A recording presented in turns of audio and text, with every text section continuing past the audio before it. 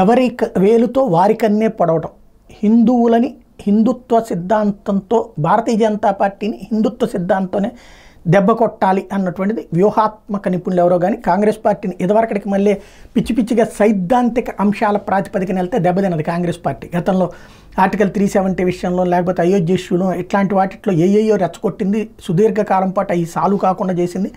అదే సందర్భంలో మోడీ వచ్చాక చాలా సింపుల్గా అవి పరిష్కరించేటప్పటికి వాళ్ళు ఇన్నేళ్ల నుంచి ఇన్ని దశాబ్దాల నుంచి 7 దశాబ్దాల నుండి ప్రజలు మోసం చేస్తున్నారు అన్నటువంటి విషయం అర్థమైపోయింది. అంత సింపుల్గా పరిష్కారం అయిపోయింది. దాంతో ఇక కొత్త అంశం తెర మీదకి తీసుకురావాలి. అవి సాధారణ ప్రజలకు సంబంధించినటువంటి సమస్యలు. అయ్యో అక్కడ చూడండి అంతమంది జనం గుంపు కూడారంటే నిరుద్యోగులు ఎంతమంది అయిపోతున్నారు, ఈ దేశం నాశనం అయిపోతుంది. ఇదివరకు ఉన్నారు కదా వాళ్ళ దగ్గర ఉన్నటువంటి సందర్భంలో, బట్ అదే మొక్క వస్తుంది. అట్లాంటివన్నీ ఒక పక్కన తీసుకెళ్తున్నారు. రెండో పక్కన అదేంటి ప్రభుత్వ వ్యతిరేకతను పెంచడం. రెండవ పాయింట్ ఏంటి అంటే హిందుత్వాన్ని హిందూ స్వామీజీలని ఏకం చేసేటటువంటి భారతీయ జనతా పార్టీ వాళ్ళతోనే కొట్టించడం అన్నట్టు.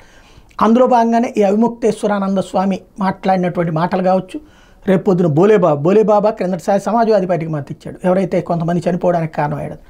ఇట్లాంటి వాళ్ళందరూ రేపు పొద్దున రోడ్డు మీదకి వస్తారు. రాబోయేటువంటి రోజుల్లో హిందూ స్వామీజీలతో హిందువుల సొమ్ము కైంకర్యం అయిపోతుందంటూ కంప్లైంట్ చేయించి హిందువులలో ఒక అవినీతి ఆరోపణలు చేసి బీజేపీని దెబ్బకొట్టి, అంటే హిందువుల పోలరైజేషన్ చేసి బీజేపీ గెలుస్తుంది కాబట్టి హిందువులను డీపోలరైజ్ చేయగలిగితే ఆటోమేటిక్గా అధికారం రావచ్చు. ఎందుకంటే ముస్లిం క్రిస్టియన్ పోలరైజేషన్ తమ వైపుకు ఉంది కాబట్టి హిందువుల్ని విభజించి పాలించడం సులభం అన్నటువంటిది నమ్ముతోంది కాంగ్రెస్ పార్టీ. అందులో భాగంగానే ఈ స్వామీజీల స్టేట్మెంట్లు ఆరంభమైనాయి.